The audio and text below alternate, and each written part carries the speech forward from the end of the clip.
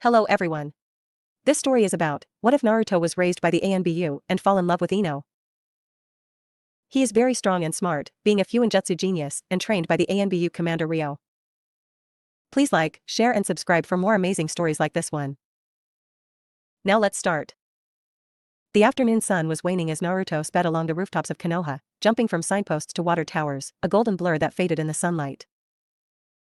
Breathing through his teeth, his eyes darted around, scanning the area, hoping to find his position in the village. Ichiraka Ramen, his new favorite place, had been farther away from the academy than expected, and he had no idea where he was. Thankfully, the Hokage mountain was always looking over the village, and Naruto aimed for his father's likeness at full speed. Hundreds of chakra signatures filled the busy streets of Konoha, each felt different and had a different color.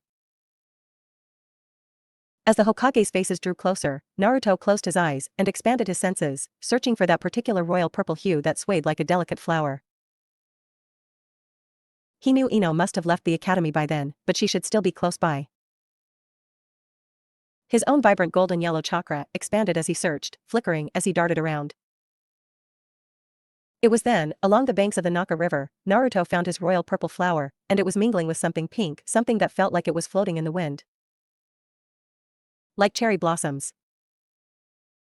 Naruto jumped from a flickering lamppost and landed in front of his best friend, smiling through his quick breaths. Ino-chan. His smile grew when he saw Ino's eyes widen before she scrambled to fix her dress and hair. He really enjoyed her reactions to him. It was as if she was as excited to see him as he was to see her.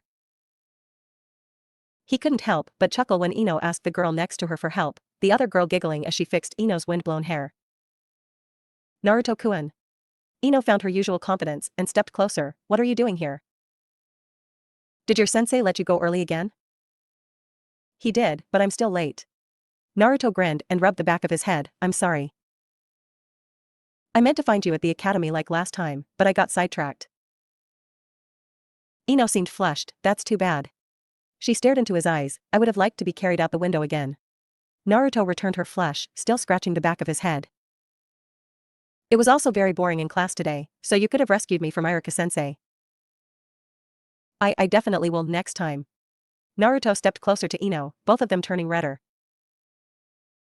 I was actually hanging out with Shikamaru and Choji. Ino's eyes widened. I ran into them at the park. I just meant to talk with them for a bit, but Choji took us to Ichiraka Ramen. He nearly salivated at the thought of the heavenly broth. I ended up eating 3 bowls and lost track of time. You were hanging out with those two, she exclaimed loudly. Those lazy bums ditched me in the most boring class of the year and stole my Naruto-kun's time from me? Naruto then understood Shikamaru's fear of Ino. She looked ready to kill.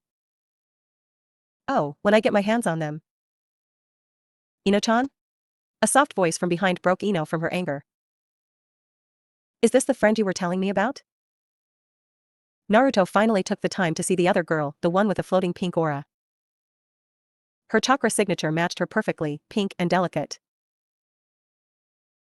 He had never seen bright pink hair before, but it was cute, very cute, especially with the bright red ribbon that adorned her head. She looked very pretty, too, almost as pretty as Ino. Her green eyes were vibrant and bright, and round and innocent, looking at him like a lost but curious puppy. She was probably the same age as Ino and himself, but she was smaller, even smaller than Ino.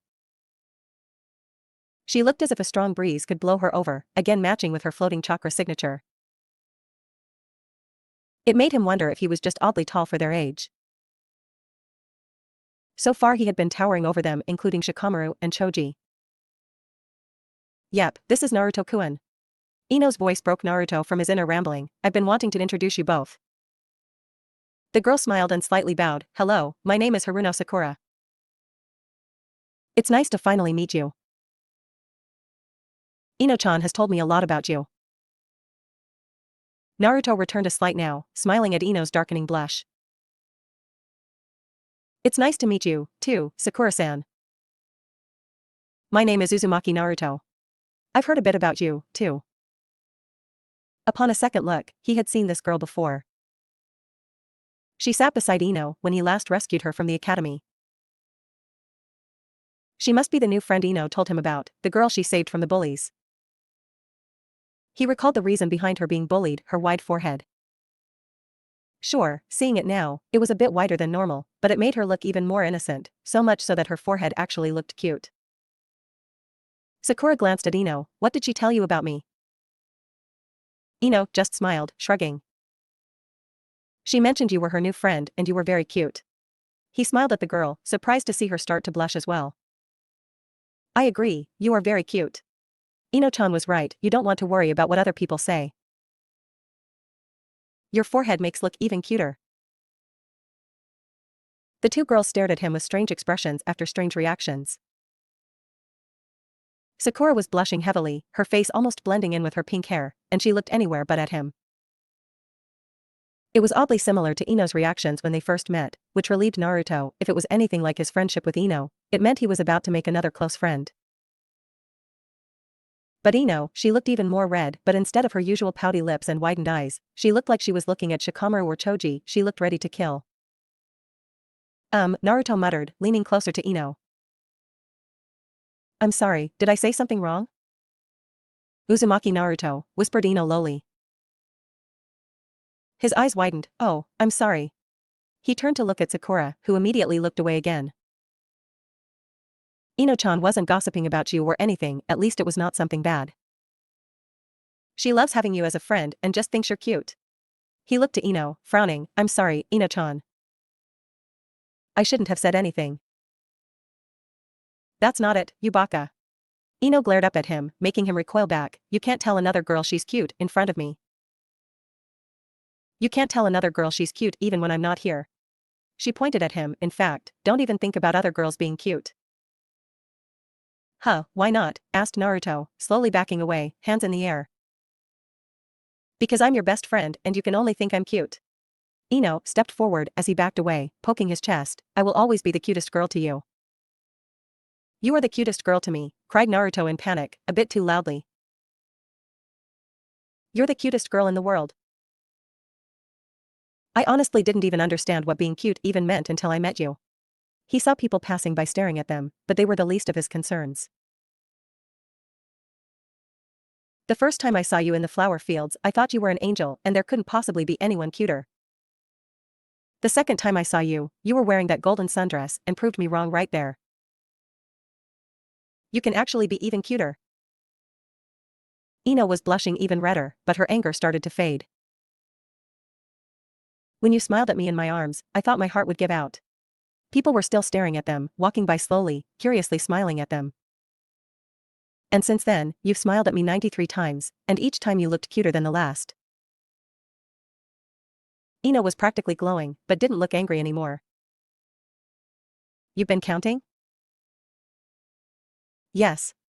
Naruto stepped closer to Ino, looking deep into her eyes.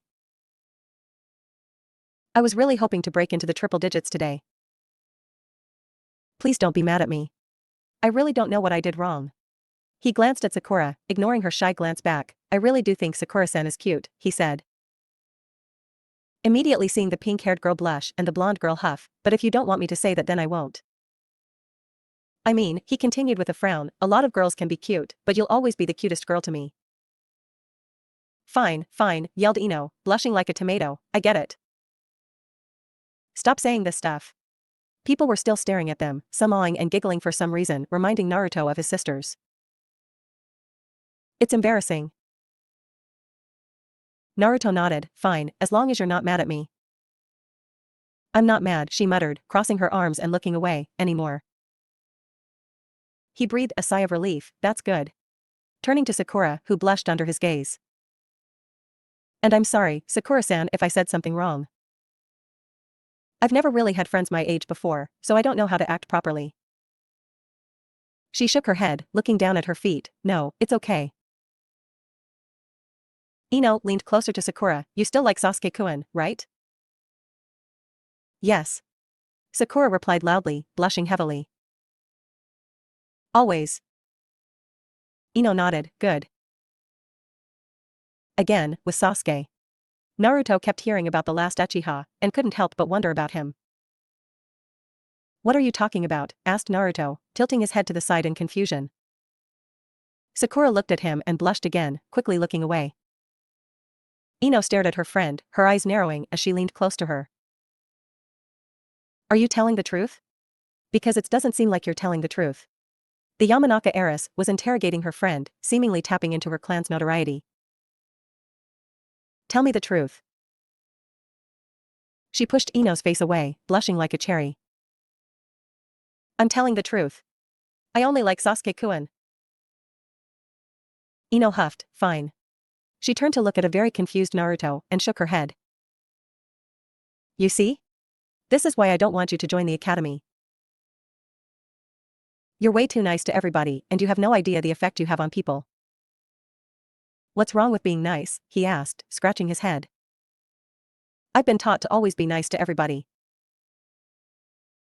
Ino sighed, right there, that's what I'm talking about, she muttered, it's part of the reason I like you so much. Sakura looked around, still blushing like a cherry. I think I'm gonna head home now. She gulped as Naruto looked at her, you two look like you want to hang out alone, and my house is just a block away.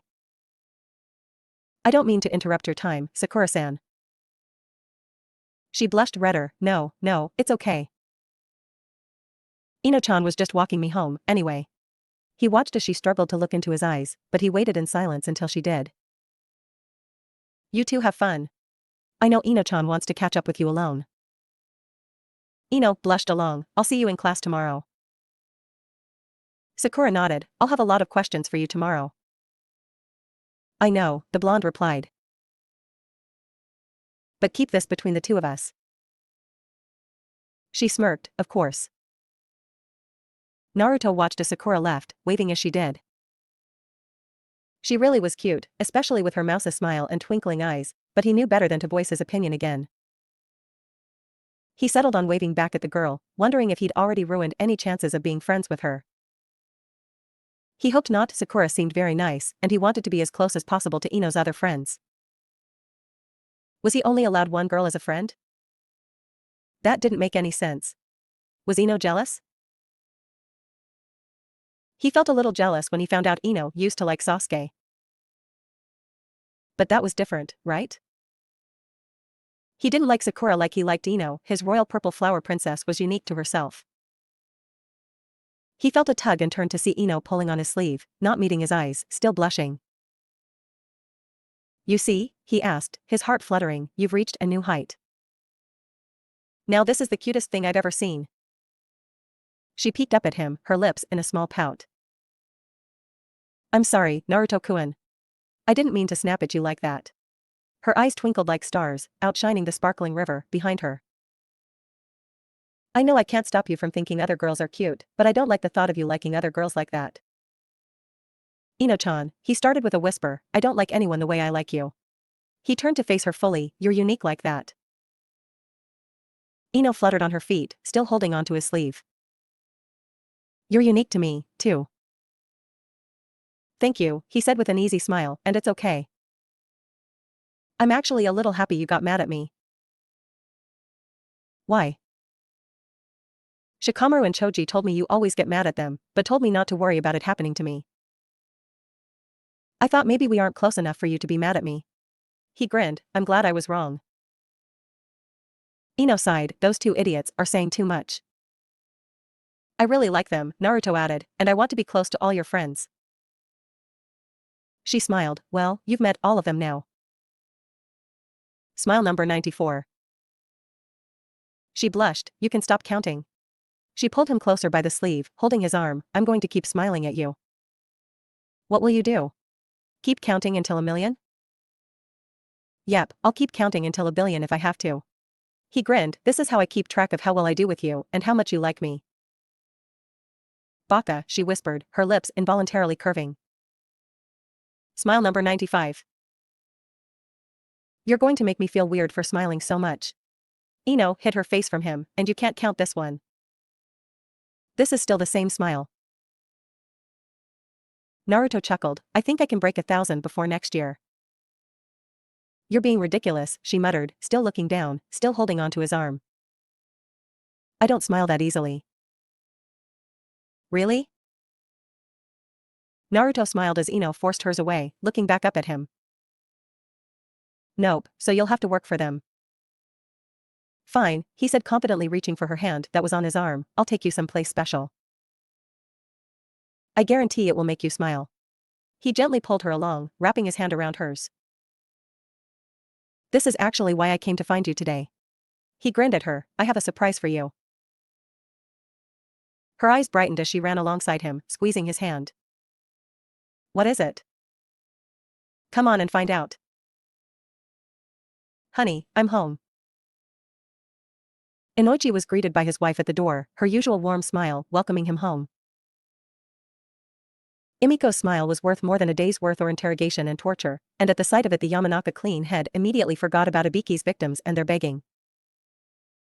Shrugging off his heavy long coat, he sighed as a weight of literally and figuratively was lifted off his shoulders. Emiko was sat on the sofa, a comforter snugly covering her shoulders as her knitting needles blurred between her hands. Welcome home, she said softly. He leaned down and kissed her forehead, taking in her sweet smell. Hard at work, I see. Sitting down next to her, Inoichi rested his chin on her shoulder. What are you knitting? We're already halfway through spring. Emiko leaned against her husband. You know how slow I am with this stuff. By the time I finish, winter would be here. Winter clothes already? Just scarves, she said, her fingers working on their own. Even autumn has been windy these last few years. We'll need these sooner or later. Well, I love mine already. She kissed his cheek. Yours will take the longest. She smiled softly. Ino's and Naruto-chan's will be faster. Inoichi smiled back. Naruto, too? Emiko nodded. Yes, in red and yellow. The image of Minato and Kushina floated in her mind. It would be like his parents hugging him and keeping him warm. She looked down at her hands. You know Kushina would have made him a new scarf every year. Did you see the boy? He's already taller than most kids his age. I'm making this one longer just to keep up with him. He'll love it, honey. He wrapped an arm around his wife. I know it. Inoichi inwardly sighed, worried that his wife had still yet to recover from discovering Naruto. He himself had been hurt, feeling like he had failed one of his best friends and leader. But as close as he was to Minato, it was not comparable to the bond Emiko shared with Kushina. They were teammates. They basically lived together for the better part of their teenage years. They were practically sisters. He knew that his wife felt like she failed Kushina, having abandoned her only son to be an orphan. Have you given it more thought? Asked Emiko, breaking Inoichi from his thoughts, and he immediately knew what she was referring to. He sighed and frowned. Dear, it can't be done. How can you be sure if we don't ask? Her voice was weak, barely a whisper. My love, it's already a miracle Hokage-sama allowed us to interact with Naruto. Going into the meeting, Shikaku told us to not expect too much, and we got much more than what we expected. He hugged her close. The boy is the Yondaime Hokage's son and the last surviving Uzumaki in Konoha. He leaned close to her ear and whispered, he also shares Kushina's burden. He is by far the single most important child in Konoha, and the Hokage would never take his eyes off him. He's living as an orphan, Inoichi. He has a family. He kissed her temple before resting his head against hers. Kakashi, Minato's last student, is taking care of him. He has literally hundreds of siblings living with him at all times. The ANBU commander is personally training him as an apprentice. Hokage-sama himself practically adopted him as a grandchild. Emiko closed her eyes, but if we adopt him, he'll have parents. He'll have a proper home and eat proper meals. I can read him stories before bed and comfort him when he's sick. I'll knit him scarves and sweaters every year, and bring him to the park to play. He could go to the academy with Ino and make friends his own age. He could grow up like the rest of the kids his age instead of being groomed into another version of his father. I know, honey, he whispered softly against her hair, I want to take care of him, too. Any one of us would have jumped to adopt the boy had we known about him back then. But it's too late now. If Shikaku's assumptions are correct, Naruto is already far beyond the academy. He really isn't like the other kids his age. He carries his mother's old burden inside him, he carries his father's last name and all his old enemies. There is a reason Hokage-sama raised him in the ANBU barracks, it's because it's by far the safest location in Konoha, be it from outside threats or inside threats. Emiko bit her lip, you mean Root. We already had to give up Fu, he said, both wincing at the memory. I know Danzo, that old bastard, has got his hands in every clan in Konoha. If he knows about Naruto, and Shikako thinks he does, he must be salivating at the thought. What are you saying? I'm saying that entrusting Naruto to the ANBU has been proven to work, it's kept him safe all these years. As ruthless and cunning as that old cripple is, he wouldn't dare confront the Hokage and all of the ANBU forces by himself. Not even Root would survive a confrontation like that. He sighed, we cannot interfere directly. What we should do right now is to make our position clear. The Yamanaka clan, Nara clan, and Akimichi clan stand firmly with the Hokage. That is the best way to keep Naruto safe. Emiko nodded, I know, I get it. I'm so sorry, my love. They sat in silence, leaning against each other for comfort, years and years of memories flooding their minds. I don't think I ever told you this, Emiko started with a whisper, Kushina and I made a pact that of all the children born to our friends, our two children would be best friends. Inoichi smiled, easily imagining the excitable red-headed beauty demanding that pact. We were all pregnant at the same time. Emiko laughed at the thought, me, Kushina, Shuko, Yoshino, Tsume, Hitomi, and even Mikoto. I guess after the war everyone started getting busy. Inoichi chuckled, we certainly did. Emiko leaned closer to her husband, Kushina was the last one of us to get pregnant that year. She was so excited to be a mother. Tears welled in her eyes, ever the Uzumaki, she was the only one of us to not have morning sickness. Right up till her due date, she would take bets from everyone, betting if Naruto-chan would have blonde hair or red hair. She laughed as her tears fell. Kushina was all in on red hair and convinced me to bet with her. I guess we both lost. She sniffled, wiping her tears, Naruto-chan is practically a clone of his father. Inoichi simply hugged his wife close, kissing her softly by the side. So many of us are gone now, she whispered, Kushina and Minato, Mikoto, and Fugaku, Hizashi, and Hitomi, all gone. We're still here, he whispered back, we can do what we can for their children. Ino is friends with Hinata. She used to be obsessed with Sasuke. And now she can't spend 5 minutes without talking about Naruto. We may not be able to take care of them fully, but we can at least care for them as Ino's parents, as their aunt and uncle. Emiko managed a smile. If that's the best we can do, I'll take it. Inoichi kissed his wife's tears away before kissing her smile, and who knows, with how close Ino and Naruto are getting, he might actually be our son-in-law in the future. Emiko laughed, without tears, I hope so, that was another pact I made with Kushina. Surprise! Still holding on to her hand, Naruto watched as Ino looked at their favorite tree, tilting her head adorably in confusion. The sun had begun to set and other children were starting to file away from the park, their parents in tow. Naruto and Ino were the only ones left in the large field, but he felt they might as well be the last two people in the world at that moment. This is your surprise? She asked, our tree? He smirked, nope, our fort. Ino stepped closer to their tree, pulling him along by the hand. She looked up at the canopy, along the branches where they had spent the whole of last weekend. She glanced back at him, seemingly trying to read his knowing smile, before looking back, as if refusing to ask for any clues. But she eventually relented and yelled, what am I supposed to see? Pretty cool, right? He smiled and pulled her closer by the hand, you really can't see anything, no one can. It is perfectly hidden. Ino looked up again, what is hidden? Smiling, he placed a finger on her temple, Kai, he whispered. He watched as her eyes widen and jaw drop. She gasped as she covered her mouth with her free hand, her other hand squeezing his tightly. She seemingly couldn't form a word and just kept darting her head between him and their tree, bouncing on her toes like a bunny.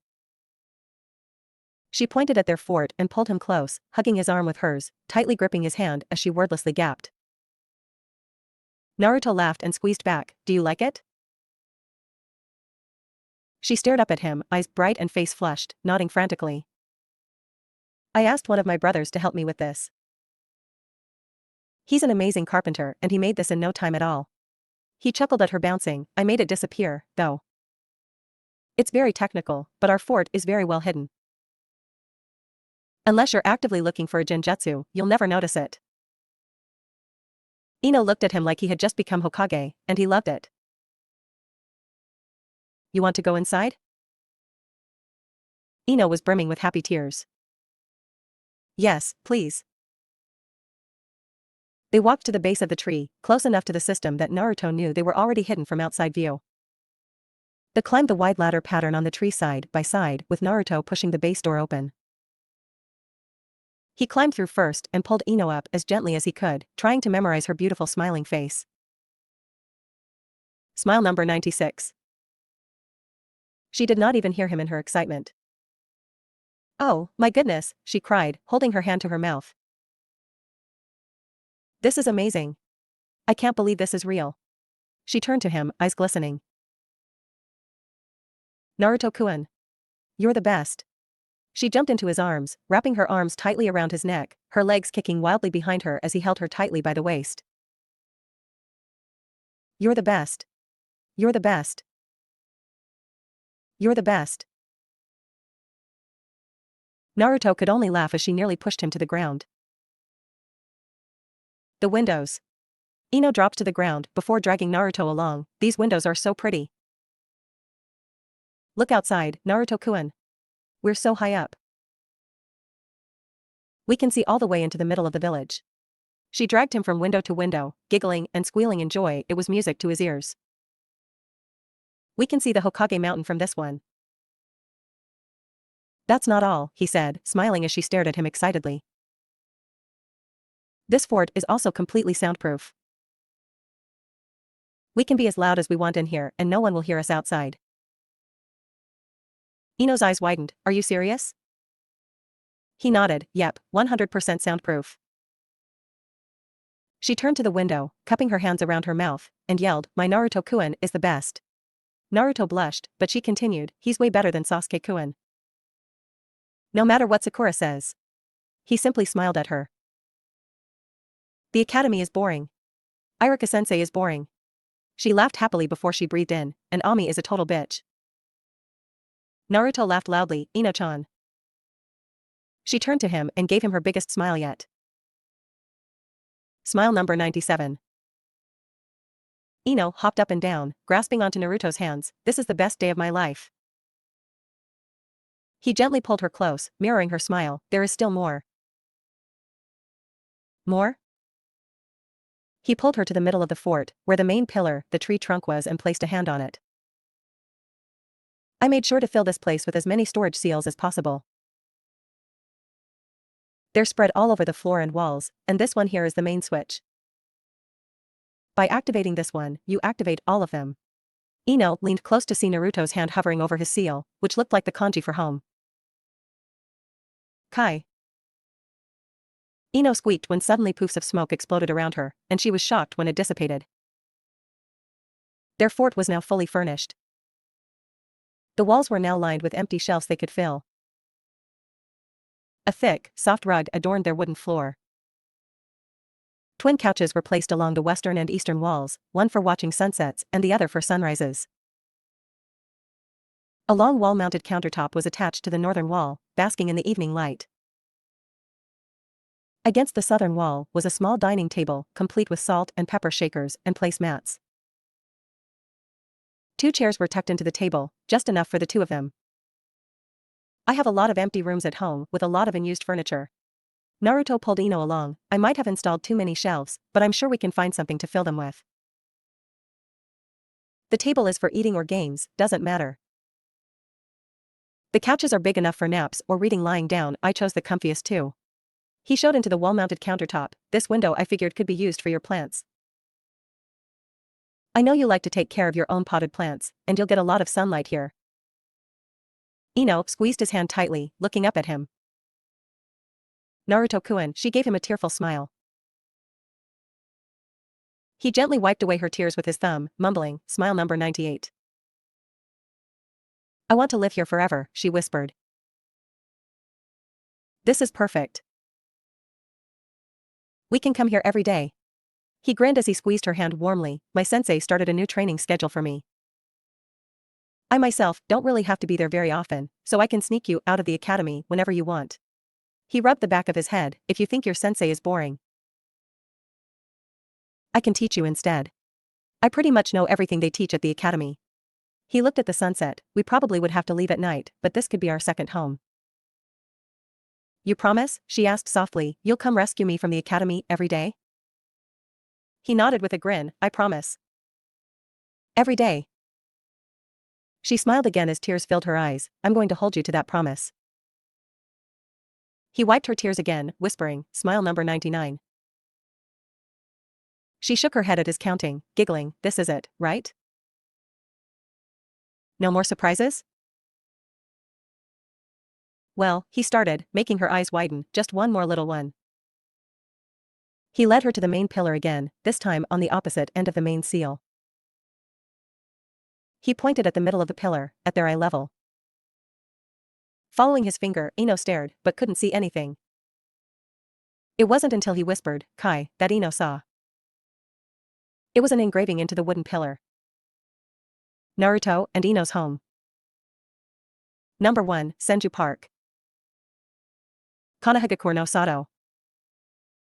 Hai no Kuni. Naruto shrugged with a smile. I figured every home needs an address. I would have put this outside on the base of the tree, but I didn't want to risk it, so this address is just for us to see. Ino trembled as tears once again filled her eyes. Naruto reached for her face again, hoping to wipe her tears away. He was happy at her happy tears. But she grabbed his hand and pulled him close. Seamlessly, she leaned up to him on her tippy toes, and he felt something soft touch his cheek. Eyes widening in shock, he saw Ino kiss him on the cheek, and he knew at that moment that he would remember that feeling for the rest of his life. Thank you, she whispered. He felt faint as she pulled away, looking up at him. She smiled in a way he had never seen before. It was full of emotion, tearful yet smiley, giddy yet serene. It was a loving smile, and Naruto hoped it would be the first of many, because he'd gladly count up to 1,000,000,000 of them. Smile number 100. 3 months had passed since Naruto first began his new training method, and Commander Ryu had watched him closely every single day. It had been a surreal experience, watching the ANBU's chibi grow so quickly before his eyes. It felt like just yesterday when the boy was a babe laying in his crib, reaching out for the commander's dragon mask with the loudest giggle he'd ever heard. Where had the time gone, wondered the man. The little boy was growing up, and before him stood perhaps his future leader, the future Hokage. The commander had more than once heard the implication of training the chibi as a future Hokage candidate. Of course, he had entertained the idea but had thought it a premature assumption. There was no telling how the boy would take to his training, and no matter how much he resembled the yondaime, there was no telling how much of the man's talent he had inherited. But after the last 3 months, it was no longer a matter of if, but a matter of when. Ryu felt a familiar presence behind him and quickly turned to bow. Welcome, Hokage-sama. At ease, Commander. The Hokage puffed on his ever-lit pipe as he joined his right-hand man, peering down from the railing that overlooked the commander's personal training group. From their elevated platform, they looked down to see Naruto standing at the center of the field. For once, the boy was not covered in dirt and grime and surrounded by hundreds of his clones but was dressed in fresh ANBU armor, looking every bit the ANBU recruit he wished to be. Are we ready to proceed? The commander nodded, yes, my lord. As if on command, Naruto placed a blank ANBU mask on his face and welcomed the group that appeared in front of him. It was a team of Kage Bunshin, each a replica of Team Ro. At the forefront stood Kakashi, donned in his own armor and dog mask, flanked by Tenzo and Ko with Yugao guarding their behind. They lacked their usual warmth and affection for the boy, and stood silently, awaiting their orders from above. Commander Ryu bowed to the Hokage and gestured to the field below. "By your command, Hokage-sama." Sarutobi puffed on his pipe again before nodding. "Hajime." Naruto vanished in a golden blur, circling the large rocky field as his enemies stood still. He had expected as much, given the differences in numbers. As he swiftly sped his way through the arena, spouting dirt and dust behind him, he jumped high. Of his 4 foes, Yugao was the censor, and he knew better than most about her limitations. One target was nothing for her, especially in a confined space as they were in, but with multiple targets and high speeds, her efficiency would start to drop. 3 would delay her for a split second, 10 would occupy her completely, 100 would render sensory abilities obsolete. "Kage Bunshin no Jutsu," he whispered softly. 100 clones suddenly appeared, all circling the group in tandem, spreading out into one continuous stream of golden blurs. Their silent steps did little to arouse the silent room, but a large dust cloud gathered, surrounding the 4-man cell. "Shuriken, Kage Bunshin no Jutsu." At once, each clones threw and multiplied their shuriken at the group. 100 projectiles turned into 1,000. Mokuton, Mokujahiki. A wooden dome erected around the group, stopping each projectile, but the shuriken had completely covered the wooden structure. Naruto and his clones quickly waved through their hand signs, "Katon." "Gokaku no Jutsu." 101 fireballs were blasted at the wooden dome at blinding speeds, but the army was not yet done. "Futon, de Tapa." The original, along with his clones, chased their fireballs with gusts of powerful wind, fanning the flames into a firestorm. It roared and expanded, incinerating a large portion of the field, scorching the earth black. Focusing his senses, Naruto did not sense his enemies disperse. He looked on the target and found only ashes, but they were gone. From inside the dome with his firestorm, there was only one possible route for them to take, underground. Naruto and each of his copies seemed to reach that conclusion at once, and all leaped into the air. "Mokuton, Daijirin no Jutsu."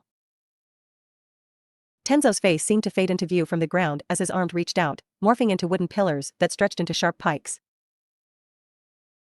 In an instant, he tore through 10 clones. Also in that instant, the memories of those 10 clones were transferred to Naruto and all remaining clones, revealing Tenzo's location. In formation, they turned to that spot on the ground. But from the opposite side of Tenzo was Yugao, who had jumped from the earth to hide in air, her katana gleaming in the light. She was flanked by 2 of her own Kage Bunshin, each mirroring her stance. "Mikazuki no Mai." She fell from the skies at blinding speeds, slicing through multiple clones at once. Her clones followed, each in a different trajectory, cutting down his clones from behind their backs. This was a new development for the boy. He didn't expect his enemies to use his new memories against him, as if using Tenzo as a lure. They baited him and all his clones into focusing on only Tenzo as Yugao took advantage of his turned back. Now as new memories flooded Naruto and his clones, they hesitated, wondering who should focus on Tenzo and who to deal with Yugao. But the moment of hesitation was costly. "Shuriken, Kage Bunshin no Jutsu." Kakashi and Ko appeared at opposite ends of the field, sending dozens upon dozens of shuriken into the crowd of clones, cutting them down to their last 20.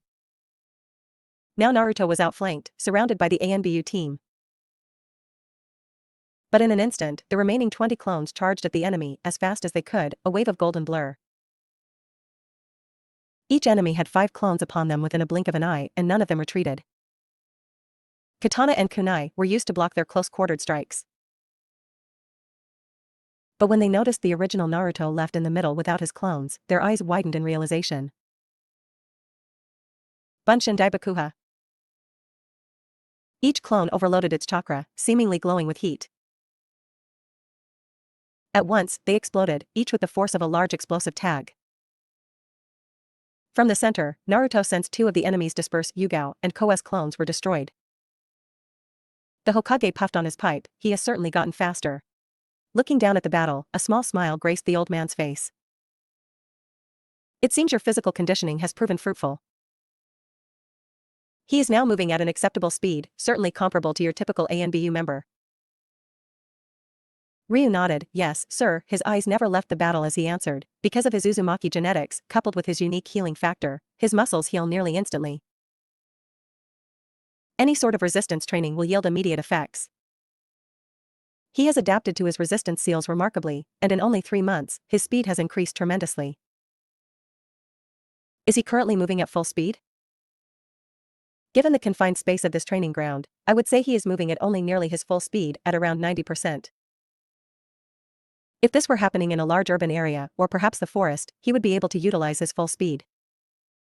Tight turns and quick stops are his weak points, which will slightly slow him down. The Hokage nodded, smiling again at the firestorm before him. I see his elemental training has also proven useful. Only a single hand sign was used for both fire and wind jutsu. The boy has proven to have very strong affinities to both fire and wind. With his clones, it only took us 3 days to finish all elementary elemental exercises. His arsenal is expanding, but it seems more combat experience would benefit the boy. Hiruzen watched as Tenzo and Yugao play Naruto for a loop with a simple distraction and strike from behind. He and his clones are all focused on the same thing. While fighting in formation can improve efficiency, it can also be predictable. Against Team Ro, it would never work. Ryu nodded. Yes, he must be nervous right now. He is reacting on instinct rather than analytics, and so are his clones. New memories are flooding his head and are dictating his next actions. They continued to observe, watching as Team Ro decimated Naruto's clones. They worked in quick tandem, as expected of one of the most experienced teams in the ANBU. Tenzo would strike, then Yugao, always on opposite ends. Kakashi and Ko joined in with a simple flanking maneuver, surrounding Naruto and his copies, trapping them in the center. But soon they saw the clones charge head-on, as if to sacrifice themselves. Ah, muttered the Hokage, quite the desperate attack. Had this fight been in an open field, without a collapsible ceiling, he would have done this long ago.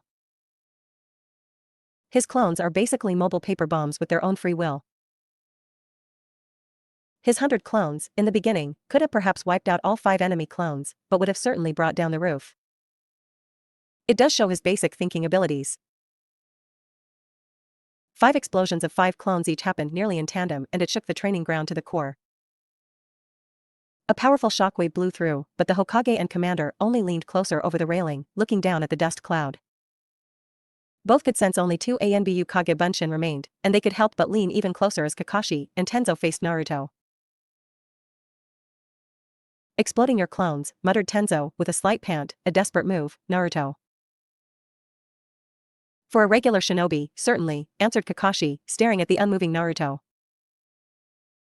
But for Chibi, with his stamina and chakra reserves, I doubt he even felt it. The dust settled as the 2 men stared down the boy, waiting for someone to make the first move. They both slightly twitched as Naruto seemingly summoned a katana of his own to his hand, sheathless and already gleaming.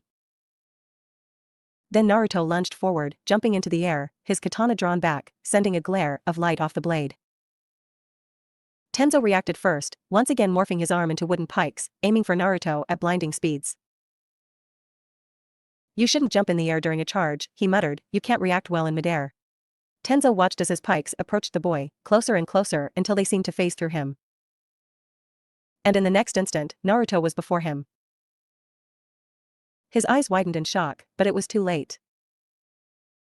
He felt a slice through his torso and looked into the blank ANBU as he dispersed in a puff of smoke. Naruto's slice was not yet done as his blade continued to strike at Kakashi in the same swing, but the man jumped away, whispering Kai, before landing a fair distance away. There was only one enemy left. This was what he was hoping for, a one-on-one battle with one of the very best of Konoha. Genjutsu, announced Kakashi, the same kind as your security system. Naruto stood silently, unmoving. You must have engraved a seal on your blade. Upon looking at it, it acts as a catalyst for the Genjutsu, instantly trapping the onlooker in an illusion. Impressive to have chosen something so simple. All you did was make yourself look as if you were 2 feet to the left.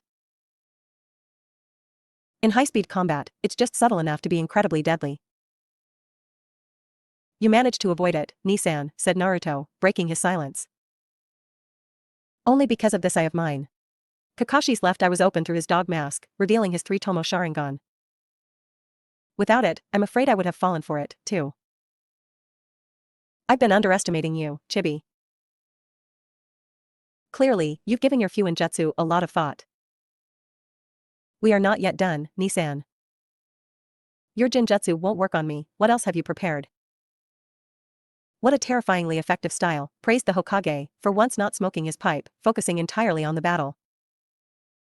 To be able to passively utilize genjutsu while attacking with kenjutsu.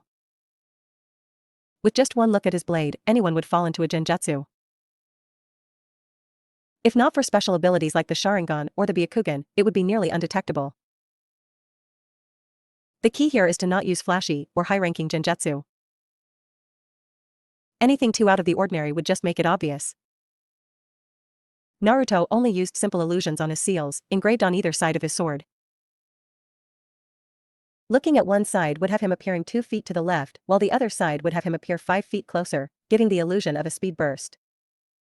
Either one can be devastating mid-battle. This is a completely new style of kenjutsu never before seen. No one would ever expect it. So, without some sort of genjutsu detection, it can mean certain death.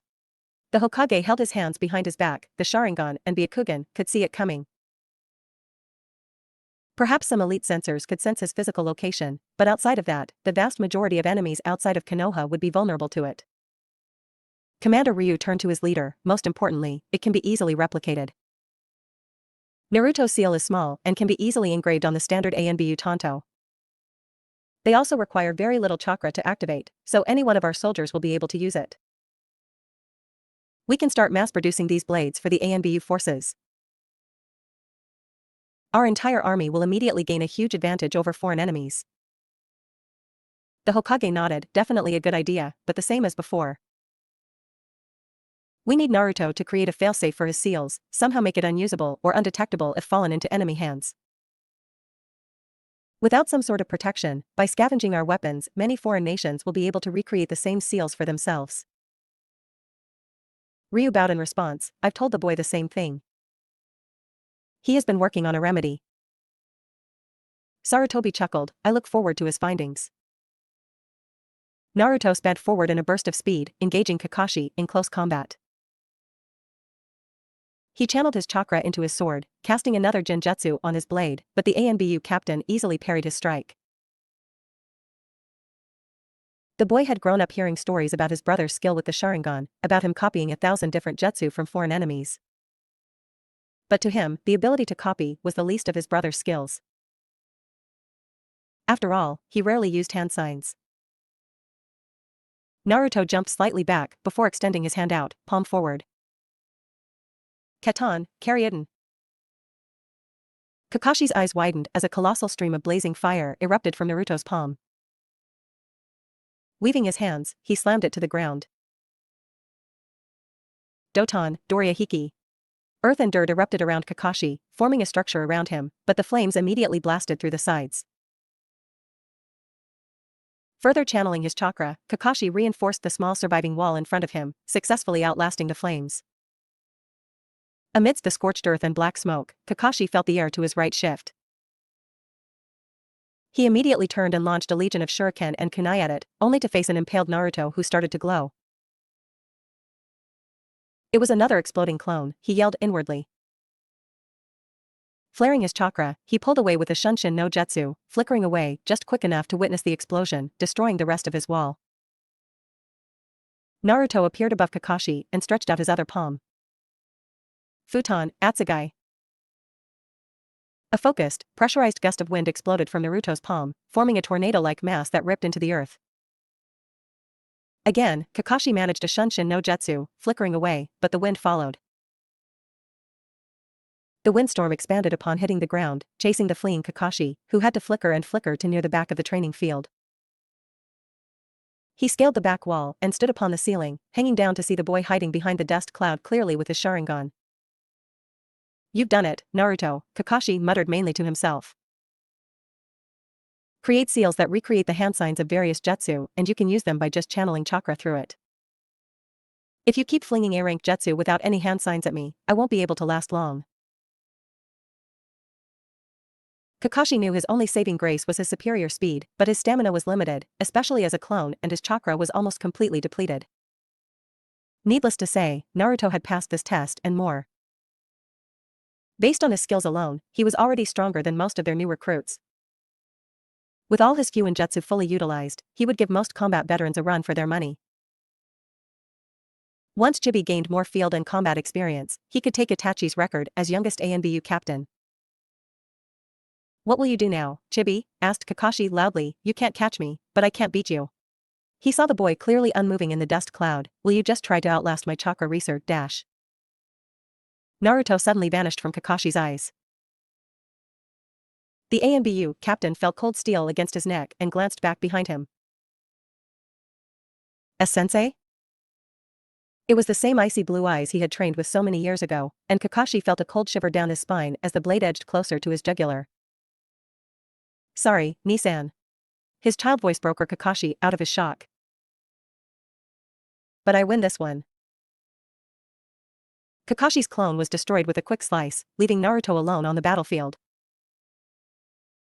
Naruto sighed a breath of relief as he jumped down to the ground, dropping his hands to his sides. His fingers were cold and shaking, and his breath shuddered. He had never felt so nervous before, to be in an actual battle simulation, outnumbered 5-1. Even if it was only with his siblings, Kage Bunshin, they were still Team Ro. He had never beaten any of them before in their casual spars, but now. After 3 months of training with Commander Ryu, he won. He beat all of them. He had done it. He couldn't help but wonder about his future. Sure, he'd often claim he'd become Hokage, but deep inside, he doubted himself. The Hokage were the strongest shinobi Konoha had ever produced and were renowned around the world as some of the most powerful in history. He had heard countless stories about each of his heroes, especially stories of his father. He had wondered if he would ever approach their level, but now, with this training method, he started to believe in himself. He might be able to keep his promise to Toranai after all. Well done, Naruto. Naruto turned to see the Hokage and Commander Ryu joined by the original Team Ro. He saw the proud smiles on their faces and couldn't help but return in kind. It felt as if this was the start of the next part of his life, as if he could no longer be the small boy everyone babied. It was time to grow up and become a real shinobi, to protect his home and make his family proud. He bowed to the old man. Thank you, Hokage-sama. You can take off your mask, Naruto. The boy took off his mask, revealing his smile. You've performed beyond my expectations. I expected you to successfully destroy some of your superior's clones, and maybe outlast all of them, but to defeat all of them was nothing short of extraordinary. Naruto stood tall, silently listening to the Hokage. You've demonstrated your mastery over the Kage Bunshin, and while you still lack actual battle experience, you've shown forethought and decent analytical skills. Your elemental control is also far beyond what anyone your age should be able to do. With more training, I can see you fully mastering your elements before long. Commander Ryu nodded along, confirming the plan. Yugao stepped forward. Using your clones in formation has its advantages, but as you saw today, it also makes you predictable. Also, the memory of clones returning to the original is a double-edged sword. It's an amazing training tool for you and can be used for reconnaissance, but can also be used to distract you. Naruto nodded along, but then again, with the number of clones you can make. Combining it with your Bunshin Daibakuha, you would be able to wipe out an entire encampment or teams of enemies if need be. Ko nodded, yes, and if all your other skills fail you, you can use it as a last resort. Even if the enemy survives, it will give you an opening to escape. I understand, the boy replied. Thank you. What I truly commend is your utilization of fuinjutsu. The seals you have etched on your palms are quite ingenious. Being able to fire A-rank level jutsu without any hand signs will give you a huge advantage in battle. But what is truly impressive is your kenjutsu style. Tenzo and Yugao nodded along, softly smiling. I commend you on exploring the different possible applications of your security system. To be able to utilize subtle genjutsu by simply attracting attention to your sword is dangerously effective. Without proper means of genjutsu detection, it is devastating. Tenzo stepped forward. Yes, I did not see that coming at all. The only reason I evaded you was because of my Sharingan, added Kakashi. Most Sharingan users and Byakugan users are loyal to Konoha. So very few enemies outside of the village will be able to detect anything. Naruto smiled, looking down. But what I must implore you on is the final technique you demonstrated today. Naruto looked up at the Hokage. Your speed increased dramatically in an instant. What technique was that? Ryu nodded along. Yes, I don't think I've ever seen you move like that before. Naruto nodded. Yes, that is a surprise I saved for today. He looked at his sensei. I'm sorry, Commander.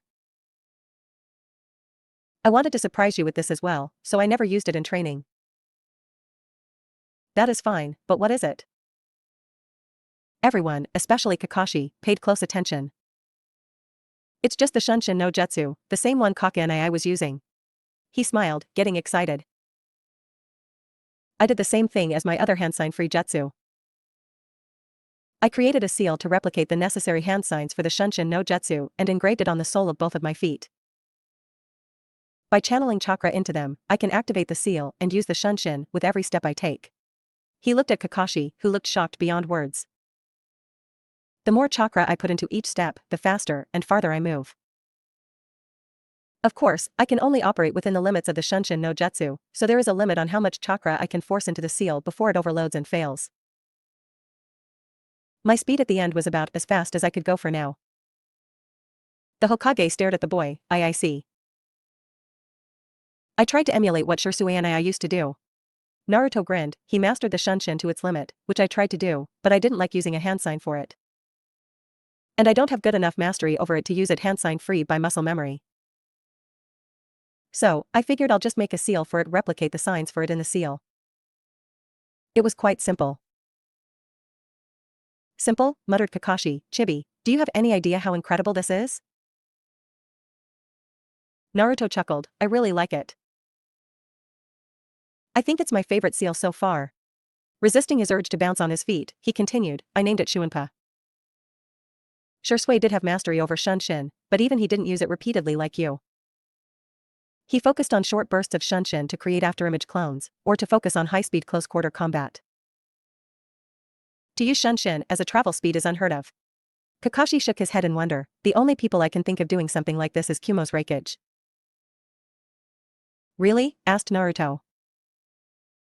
Yes, Ryu crossed his arms. This is another seal of yours that can only be used by you. The Shunshin normally costs a small, but decent amount of chakra.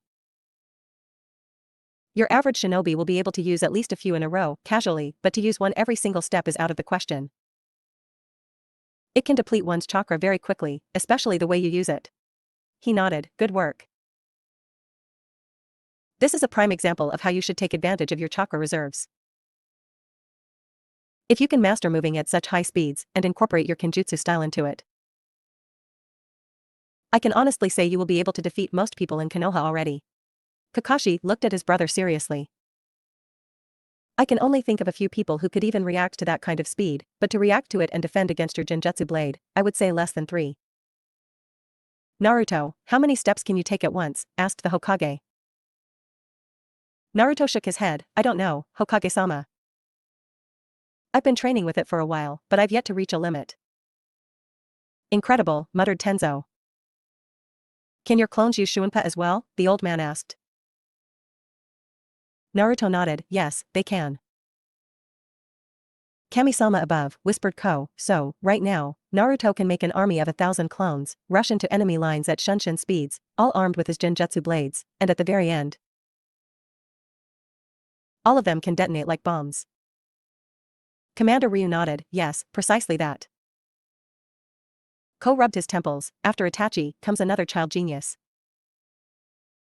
A small silence reigned as everyone waited for the Hokage to finish his questioning. The Hokage looked at Naruto with a smile. This is certainly good news for Konoha. Naruto, you are on your way to becoming a wonderful shinobi. He chuckled, this is cause for celebration, so how about you all head back to your quarters to clean up? He looked to Team Ro.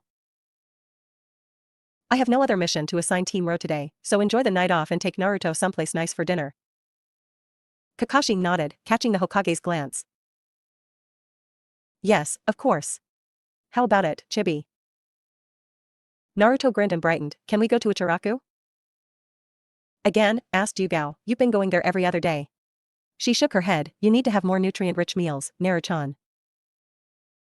Oh, come on, interrupted Ko, what's one more meal? Naruto loves that place, and we're celebrating him today. Yugao sighed, fine, but only after you clean up properly. Naruto nearly pouted at his sister, make sure to clean thoroughly. If I find a speck of dirt on you, I'll clean you myself next time. Stop babying me, Nei-chan. What, you think you beat my clone and I won't baby you anymore? Yugao pulled Naruto along as she left the training field, you're 100 years too young to talk back to your sisters. Little boy. She smiled and pulled him close, and I'll baby you even when you become Hokage, Naru-chan. Tenzo chuckled as he caught up to them, just be glad Nana, Mizu, and Shiki aren't here, Naruto. The boy rolled his eyes, whatever. Kakashi lingered behind as the boy left with his team, looking back at the Hokage and the commander. The copy ninja had been active long enough to know exactly what his two superiors were thinking. And it was something Kakashi had been concerned about ever since his little brother started his new training schedule. Naruto was developing too quickly, and his skills were vastly beyond his maturity. He's still too innocent, Hokage-sama, Kakashi said as he turned to leave, and I'm not sure if any of us wants him to lose his innocence quite yet. It's peacetime right now, so why not let him grow up peacefully? He closed his Sharingan and sighed. Minato-sensei and Kushina-sensei would have wanted him to remain a child for as long as possible. I know, Kakashi, muttered the Hokage, but it is clear now that we cannot wait until his 12th birthday to make him a genin. He is already stronger than all chunin in the village, and can probably give most jonin a very real challenge, and that is only because of his lack of experience. By the time he turns 12, he'd give me and Jiraiya together a very real challenge. Commander Ryu stepped closer to the Hokage, he still lacks many qualities for becoming an ANBU, especially his strong morality and immature ethics. I agree with Kakashi that he is far from ready for real missions only because of his personality. ANBU may be out of the question, but being a regular genin should be considered. Is the village ready for that? Asked Kakashi, and will he take his mother's name or father's name? The villagers would welcome Naruto as the son of their hero, that I do not doubt. Hiruzen sighed, and I see no issues with giving Naruto both of his parents' family names. He can be the Yondame's heir as well as be the new Uzumaki clan head when the time comes. He puffed on his pipe, given the boy's talent in fuinjutsu, we may see an Uzumaki clan revival after all. So, you will let him join this year's graduating class? Asked the ANBU captain. No, definitely not. The Hokage turned to face his two subordinates, Naruto is far too strong to be a part of a normal three-man cell. Not only will it off-balance his teammates, but his jonin instructor would have nothing to teach him. If he does become a genin, it would be done under an apprenticeship. He saw the two understand his meaning, and it's about time I call all my students home. Whom will you assign to teach him? Asked Commander Ryu, Jiraiya-sama or Tsunade-sama? You will still teach him on most things, Commander, reassured the Hokage, I will not take away your prized student from you. Ryu bowed his head, thank you, Hokage-sama. If anything, this apprenticeship is a way to bring Naruto out in the open. Jiraiya can help with his fuinjutsu, and if Tsunade is willing, perhaps they can both develop some new seals for the medical field. Either way, the important thing is to contact Jiraiya immediately, seeing how we won't be able to find Tsunade without his help. I shall draft a letter right away, Hokage-sama, volunteered the commander. Do not mention anything specific, the old man added, just a simple summons. Duly noted, my lord. And Kakashi, the captain turned to face his leader, originally, I was going to assign you as Naruto's Jonin sensei once the time comes. His one eye widened but remained silent. But seeing how that will no longer be the case, I still need you to be by his side, not as a teacher, but as his brother. Once he is out in the open with his parents' names attached to him, countless potential enemies can come for him. I'll need you to protect him. I'll be with him every step of the way, Hokage-sama. Hiruzen nodded, good, then we're all in understanding. He sighed and puffed a long drag on his pipe. If fate is kind and willing, I'll be able to retire soon. This was all for now. Thank you for watching. I hope you liked it and that you will be back for more. Please like, share and subscribe. See ya.